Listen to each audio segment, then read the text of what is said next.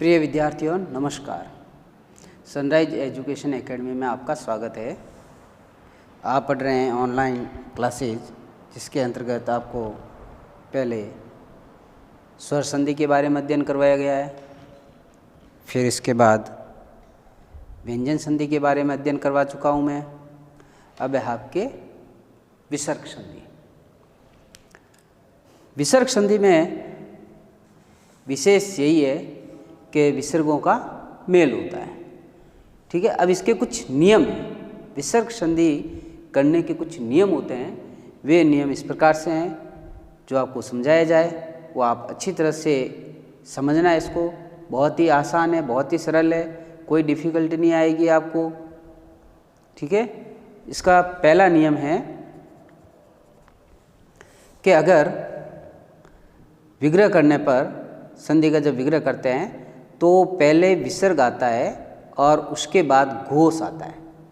घोष जो मैंने आपको व्यंजन संधि के अंतर्गत बताए थे, घोष और अघोष। तो कोई भी वर्ग का पहला और दूसरा वर्ण क्या कहलाता है? अघोष कहलाता है। जबकि तीसरा, चौथा और पांचवा वर्ण क्या होता है? सघोष कह दो या घोष कह दो। इसके अलावा स्वर सारे कैसे होते हैं? घोष होते हैं। तब ऐसी स्थिति में कि जहाँ पर विसर्ग हो और बाद में अगर घोष आता है तो विसर्ग जो है वो किस में बदल जाएगा? ओ में बदल जाएगा। ठीक है, विसर्ग ओ में बदल जाएगा। ये बात आपको नोटेड रखनी है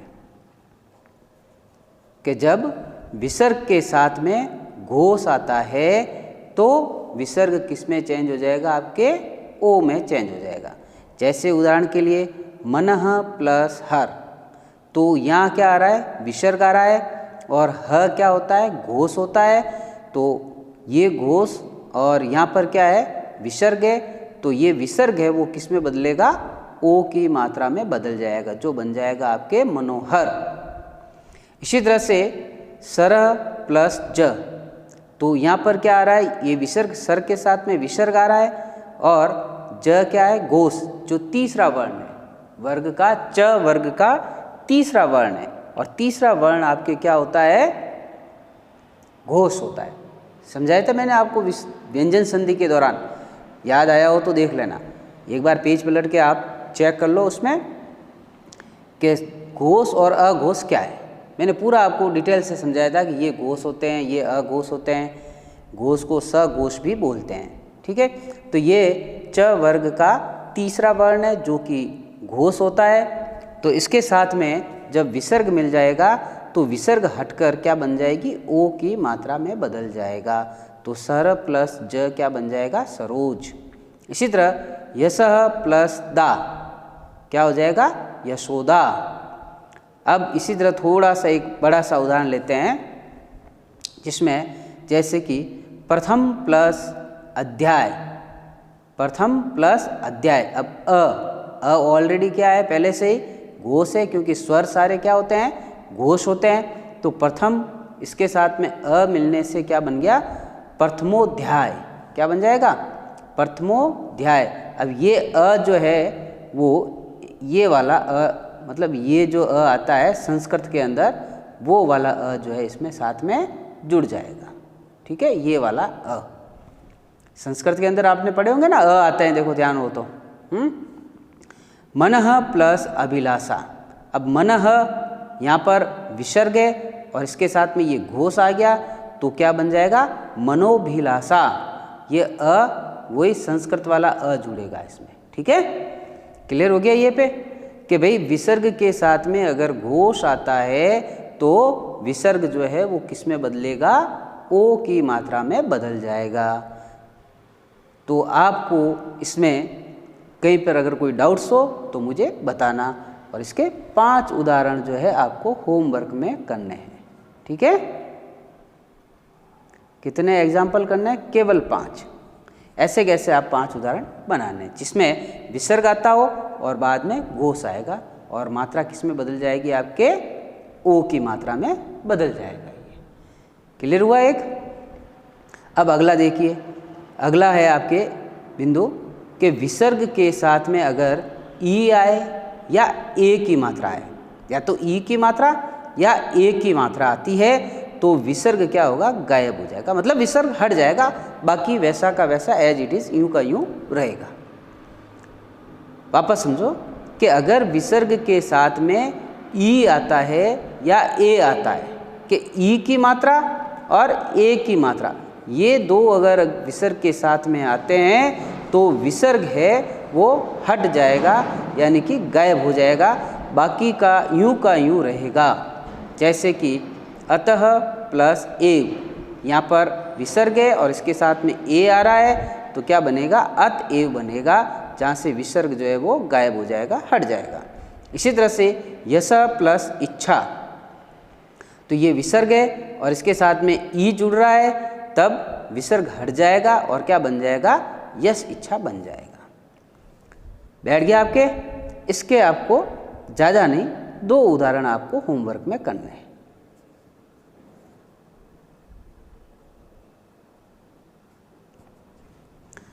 नेक्स्ट अगला जो इम्पोर्टेंट है आपके एग्ज़ाम की दृष्टि से भी, कैसे कि विसर्ग के साथ, यानी कि विसर्ग और प्लस केवल क आए या प आए, क्या केवल, ध्यान देना कि केवल क आता है या प आता है तब विसर्ग है वो सुरक्षित रहता है, मतलब विसर्ग हटता नहीं है। यहाँ ऊपर वाले पॉइंट में देखो ये दोनों ही इम्पोर्टेंट है आपके। ऊपर वाले में इसमें क्या बताया है कि विसर्ग के साथ अगर ई आता है और ए आता है तो विसर्ग क्या होगा, गायब हो जाएगा, जबकि विसर्ग के साथ केवल क आता है या प आता है तो विसर्ग यूँ का यूँ बना रहेगा, हटेगा नहीं, सुरक्षित रहेगा। ठीक है, विसर्ग क्या रहेगा, सुरक्षित रहेगा, मतलब वो हटेगा नहीं। जबकि ई और ए आता है तब विसर्ग हटेगा और क और प आएगा तो विसर्ग नहीं हटेगा। इस बात को अपने दिमाग में थोड़ा सा एडजस्ट कर देना। बिल्कुल सिंपल है, कोई डिफ़िकल्टी नहीं है कि अगर विसर्ग के साथ में, ध्यान दो इधर से वापस, कि अगर विसर्ग के साथ में घोष आते हैं तब क्या होगा, ओ में बदल जाएगा विसर्ग। दूसरा था कि विसर्ग के साथ में अगर ई और ए आता है तो विसर्ग गायब हो जाएगा। जबकि तीसरा पॉइंट है आपके कि विसर्ग के साथ अगर क और प आता है, केवल क और प और कुछ नहीं, तब विसर्ग जो है वो सुरक्षित रहेगा, मतलब यूं का यूं बना हुआ रहेगा, कोई हटेगा नहीं। जैसे उदाहरण के लिए प्रातः प्लस काल, जो आपके विसर्ग जो है यूं का यूं बना रहता है, प्रातः काल। ठीक है, अधः पतन, जो ऐसा कैसा रहेगा, अधः पतन। आप लोग देखो, आप लोगों ने पढ़ा भी होगा, देखा भी होगा कि हम अधः और प्लस पतन और इसको बना देते हैं अधोपतन, जो कि गलत है, क्योंकि प क्या है, अघोष है और अघोष साथ में जुड़ने से कभी भी ओ की मात्रा नहीं बनती है, ये गलत है।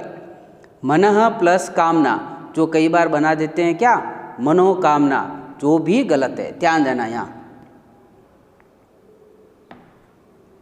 अधोपतन जो गलत है, मनोकामना ये भी करते हैं कई बार,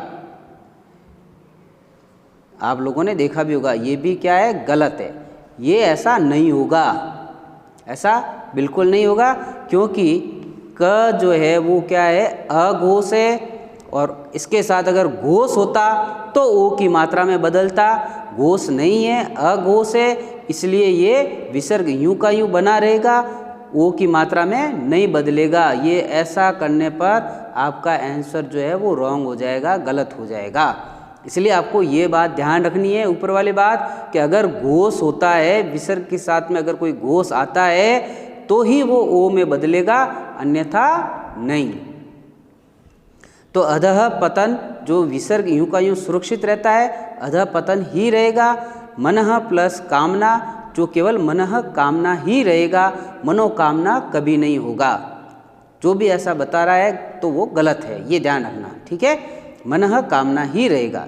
यशः प्लस काम, जो यश काम रहेगा। इसी तरह अंतः प्लस करण, जो अंतःकरण बनेगा। ठीक है, यहाँ तक क्लियर हो गया आपके। अब आगे देखो इसका चौथा पॉइंट, कि विसर्ग के साथ में, ध्यान देना हो, कि विसर्ग के साथ में अगर च परिवार आता है, कौन सा परिवार?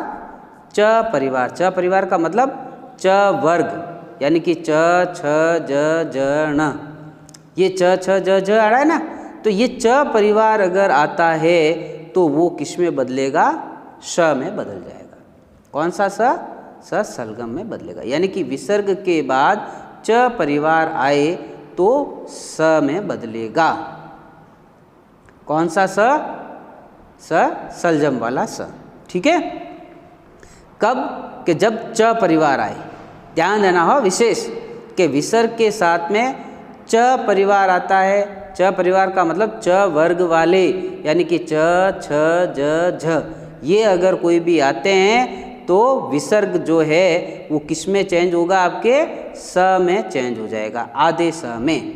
जैसे नीह प्लस चल, तो नीह तो है ही है, ये विसर्ग लगे हुए हैं और साथ में च आ रहा है तो क्या बन जाएगा? निश्चल, यानी कि इस स के अंदर विसर्ग बदल जाएगा।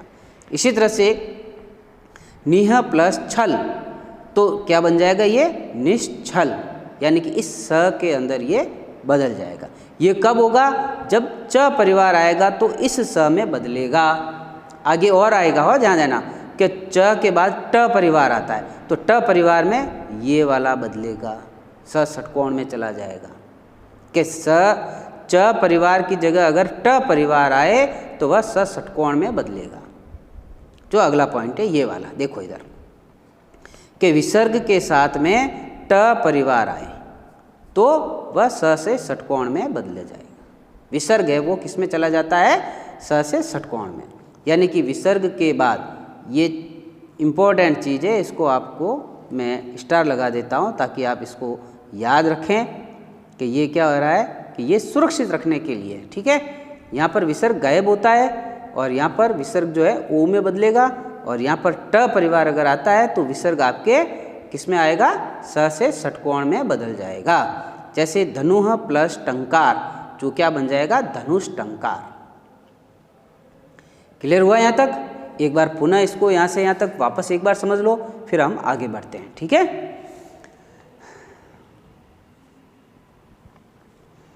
कि विसर्ग संधि, विसर्ग संधि के अंतर्गत आपके पहला नियम यही है कि विसर्ग के साथ में अगर कोई घोष आता है, घोष का मतलब कोई भी वर्ग, चाहे च वर्ग हो, चाहे क वर्ग हो, चाहे ट वर्ग हो, चाहे प वर्ग हो, चाहे त वर्ग हो, उसका पहला और दूसरा ये दोनों तो होते हैं अघोष, तीसरा, चौथा और पांचवा, यानी कि ग घ ण, फिर ज ज ण, ड ढ ण और द ध न, और फिर आता है आपके ब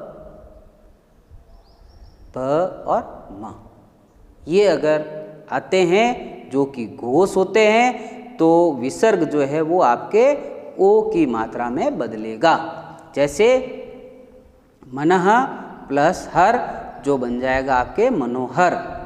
सरह प्लस ज, जो हो जाएगा सरोज, यानी कि ये विसर्ग है, ये हटकर यहाँ पर ओ की मात्रा आ जाएगी और क्या बनेगा? सरोज। इसी तरह यश प्लस दा, जो क्या बनेगा? यशोदा। प्रथम प्लस अध्याय, प्रथमोध्याय। अ इसमें जो है कौन सा जुड़ेगा साथ में? संस्कृत वाला। ठीक है। मनः प्लस अभिलाषा, जिसमें ये अ घोष है, ये अ कौन से अ में बदल जाएगा? इस वाले अ में, और ये विसर्ग है वो ओ की मात्रा में बदल जाएगा। यहाँ तक ये क्लियर हो गया। अब दूसरा पॉइंट था आपके कि विसर्ग के साथ में अगर ई की मात्रा और ए की मात्रा अगर आती है तो विसर्ग है वो गायब हो जाता है। कि विसर्ग के साथ ई की मात्रा और ए की मात्रा अगर आती है तो विसर्ग क्या होता है? गायब हो जाता है। जैसे कि अतः प्लस एव, जिसमें आपके ए की मात्रा आ गई है तो विसर्ग हट जाएगा, केवल अत एव रहेगा। इसी तरह यश प्लस इच्छा, तो यश प्लस इच्छा, तो इसमें क्या हो रहा है कि ये ई की मात्रा आ रही है और इस ई की मात्रा के कारण जो है ये विसर्ग हट जाएगा और क्या बनेगा? यश इच्छा। ये दोनों ही आपके इम्पोर्टेंट है कि एक में हटेगा और एक में नहीं हटेगा। कि विसर्ग के साथ अगर क और प, केवल क और प, ध्यान देना हो, क वर्ग नहीं हो और प वर्ग भी नहीं, वर्ग के अंदर तो क्या है, क ख ग ग हैं, और प के अंदर प फ ब भ म, ये सारे नहीं, केवल क और केवल प ये अगर आते हैं विसर्ग के बाद में तो विसर्ग सुरक्षित रहता है, मतलब हटेगा नहीं। ठीक है, जैसे कि प्रातः काल, तो ये यूं का यूं रहेगा प्रातः काल। ठीक है, अधः पतन, अधः पतन ही रहेगा। कई बार लोग जो है क्या करते हैं कि इसको अधः पतन को अधोपतन बना देते हैं, जो कि गलत है। ऐसा नहीं होता है, कभी नहीं होता है। क्यों नहीं होता है? क्योंकि यहाँ पर आपके घोष नहीं है। यहाँ घोष आएगा तो ही ये विसर्ग ओ की मात्रा में बदलेगा, वरना नहीं बदलेगा। मनः कामना, जो मनोकामना नहीं होगा, ये भी नहीं होगा, यह केवल मनः कामना ही रहेगा। ठीक है, यशः प्लस काम, जो यश काम ही रहेगा। अंतः प्लस करण, जो अंतःकरण रहेगा। ठीक है, यहाँ तक क्लियर हुआ। अब आगे था आपके परिवार वाला, यानी कि च परिवार, ट परिवार, फिर त परिवार भी आएगा। तो अब जैसे विसर्ग के साथ में अगर च परिवार आता है, च से चम्मच वाला, इसका परिवार यानी कि क्या क्या कि च, छ, ज और झ, ये अगर आते हैं तो विसर्ग जो है वो किस में बदल जाएगा? स से सलजम वाले में बदल जाएगा। ठीक है, जैसे निह प्लस चल, जो हो जाएगा आपके निश्चल, और निह प्लस छल, जो हो जाएगा आपके निश्चल। ठीक है, अब इसके बाद च परिवार का हो गया। अब इसके बाद अगर विसर्ग के बाद अगर ट परिवार आता है, यानी कि ट, ठ, ड और ढ, ये अगर आते हैं तो विसर्ग हटकर विसर्ग के स्थान पर क्या आ जाएगा? स से षटकोण, यानी कि स से षटकोण आधा, और पूरा नहीं आएगा, आधा स से षटकोण में विसर्ग बदल जाएगा। जैसे कि धनुह प्लस टंकार है, तो यहाँ पर ट आ रहा है और विसर्ग आ रहा है, तो ट परिवार के आने से ये विसर्ग जो है वो स से षटकोण में बदल जाएगा। अब आपको इसमें 5 उदाहरण करने हैं, इसमें 2 करने हैं, इसमें 4 उदाहरण इसके कर लेना, क्योंकि काफ़ी कुछ उदाहरण आ चुके हैं इसमें 5 उदाहरण करने हैं आपको।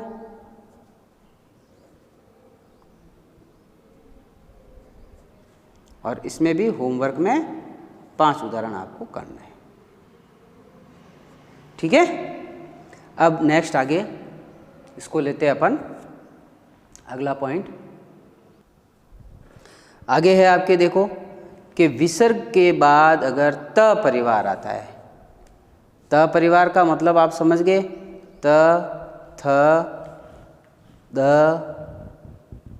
ध और न, ये अगर आते हैं कि त परिवार अगर आता है विसर्ग के बाद में, तो वह स से स्लेट में बदल जाएगा। ध्यान देना कि अगर विसर्ग के बाद त, थ, द, ध या न आता है, इनमें से अगर कोई भी आता है तो विसर्ग जो है वो किस में बदलेगा? स से स्लेट में बदल जाएगा। क्लियर हो गया यहाँ पे कि विसर्ग के बाद त परिवार आए तो स में बदलेगा।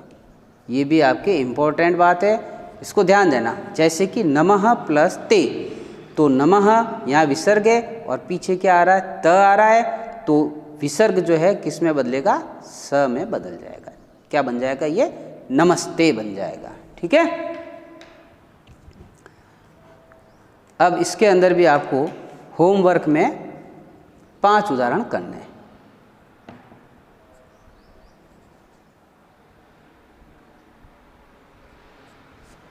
अब नेक्स्ट आगे देखिए कि विसर्ग के साथ अगर क और प परिवार, यानी कि विसर्ग आ रहा है और उसके बाद क और प परिवार अगर आता है तो किस में बदलेगा? वो स से षटकोण में। ठीक है, कि विसर्ग के बाद क और प परिवार आए। समझ आ गया? परिवार का मतलब क्या हुआ? पूरा वर्ग। परिवार का मतलब क्या हुआ? पूरा वर्ग अगर आता है तो ऐसी स्थिति में वह किस में चेंज होगा? स से षटकोण में। अभी एक अपन ने पीछे पढ़ा था कि केवल क और प आता है तो क्या होगा? विसर्ग सुरक्षित रहता है, विसर्ग सुरक्षित रहता है। केवल क और प आता है तो विसर्ग सुरक्षित रहता है, लेकिन अगर क परिवार और प परिवार आता है तो विसर्ग जो है वो स से षटकोण में बदलेगा। ठीक है, जैसे नीह प्लस कलंक, जो विसर्ग है वो किस में बदलेगा? आपके स से षटकोण में बदल जाएगा, जो क्या बन जाएगा? आपके निष्कलंक। इसी तरह नीह प्लस पाप आ रहा है तो किस में चेंज हो जाएगा? वो निष्पाप में बदल जाएगा। यानी कि यहाँ पे ये स से षटकोण के अंदर बदल जाएगा। क्लियर हुआ? इसको ये इम्पोर्टेंट है, ध्यान देना। एक मिनट वापस से एक बार सुन लो इसको, कि अगर विसर्ग के बाद केवल क और प आता है तब तो विसर्ग जो है वो सुरक्षित रहता है, यूं का यूं रहता है, कोई बदलाव नहीं आएगा। लेकिन अगर विसर्ग के बाद क परिवार आता है, यानी कि क वर्ग पूरा और प वर्ग पूरा आता है, कोई भी आ जाए इसमें से प, फ, ब, भ, म या क, ख, ग, घ, तो विसर्ग जो है आपके स से षटकोण में बदलेगा। क्लियर? अब आगे बढ़ते हैं अपन नेक्स्ट अगला बिंदु, कि विसर्ग के बाद अगर र आता है। ठीक है, विसर्ग के बाद अगर, तो विसर्ग के बाद र आए तो वो र जो है ऊपर चला जाएगा। ठीक है, र ऊपर चला जाएगा। तो जैसे नीह प्लस बल, तो ये विसर्ग जो है वो किस में चेंज हो रहा है? आपके ऊपर वाले र में बदल जाएगा। इसी तरह से दुरह प्लस अवस्था, इसमें क्या हो रहा है कि ये विसर्ग जो है आ की मात्रा में बदल रहा है यहाँ पे। ठीक है, ये आ की मात्रा में चेंज हो जाएगा। ये थोड़ा सा आपके लिए डिफिकल्ट रहेगा, क्योंकि आपको लग रहा है निह प्लस बल तो वो र में बदलेगा। ठीक है, और यहाँ पर दुरह प्लस अवस्था, जो दुरावस्था यानी कि आ की मात्रा में ये बदल रहा है, तो ये थोड़ा डिफिकल्ट रहेगा। आप जब भी आओ डाउट क्लास में तब मैं इसको दोबारा एक बार आपको थोड़ा विस्तार से इसको बता दूंगा। ठीक है, अब आगे आइए कि ई, अगर ई है और ई छोटी ई की मात्रा, ठीक है, उसके साथ में अगर विसर्ग आ रहा है और उसके बाद अगर र आता है तो वो आपके बड़ी ई की मात्रा में बदल जाएगा। कि अगर छोटी ई के साथ में अगर विसर्ग आ रहा है और उसके बाद अगर र आता है तो वो बड़ी ई की मात्रा में बदल जाएगा। जैसे कि ई जो है, ये याद रखने वाली चीज़ है कि विसर्ग के बाद र आए तो ई जो है मतलब बड़ी ई बन जाएगा। छोटी ई के बाद मतलब छोटी ई है, उसके साथ विसर्ग आता है और उसके बाद र आता है तो बड़ी ई बन जाएगा। जैसे कि नीह प्लस रस, जो क्या हो जाएगा? मात्रा इसकी बड़ी हो जाएगी और बन जाएगा नीरस। इसी तरह से नीह प्लस रंध्र, जो इसकी मात्रा है वो नी की बड़ी हो जाएगी, नीरंध्र। इसी तरह नीह प्लस रोग, जो क्या बन जाएगा? निरोग।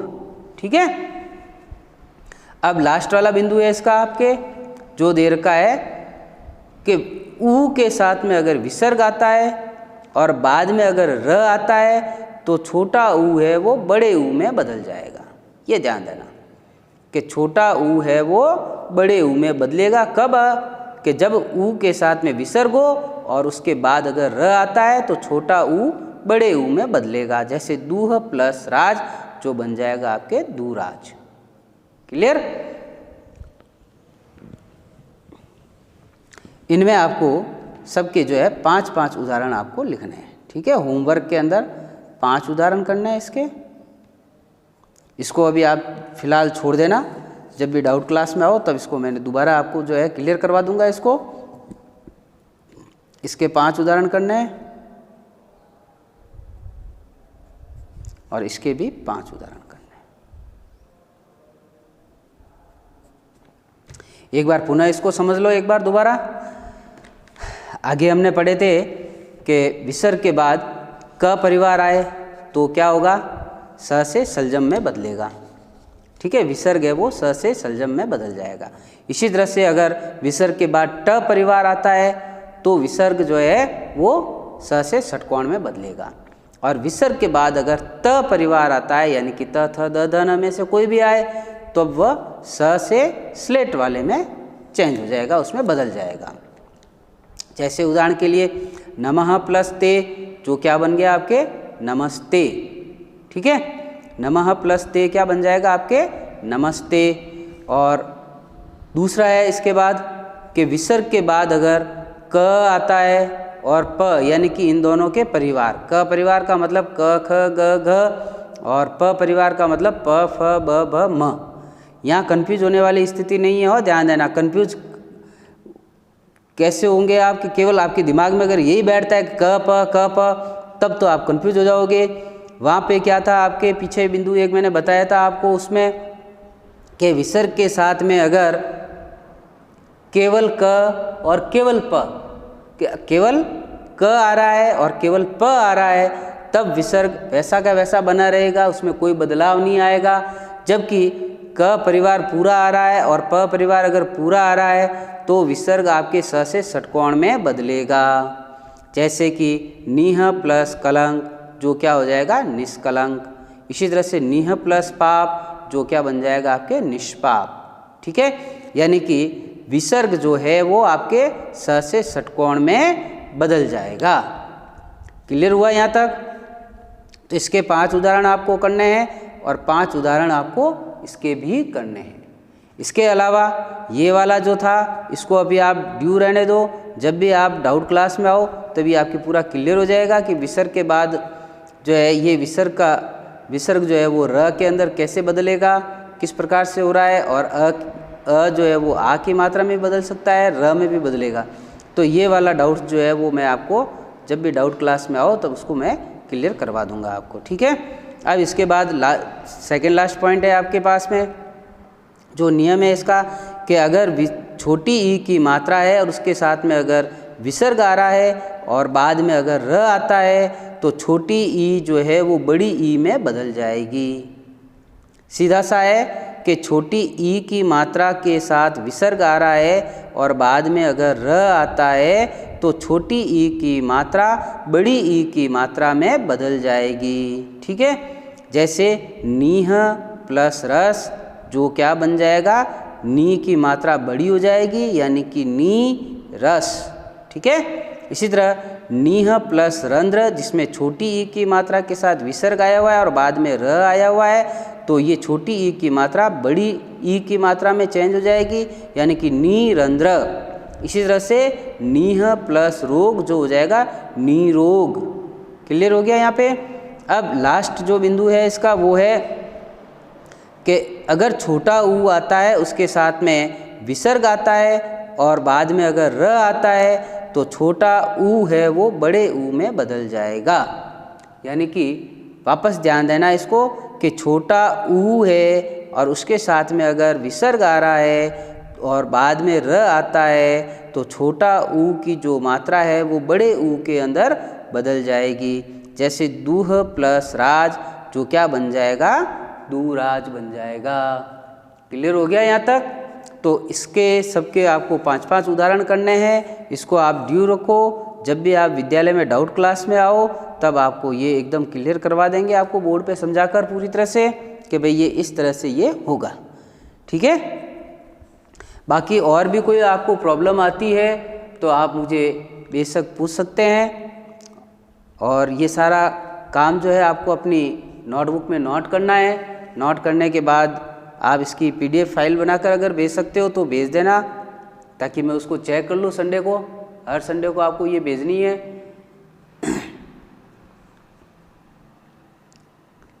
और भी कोई डाउट्स हो तो मुझे बता देना। धन्यवाद।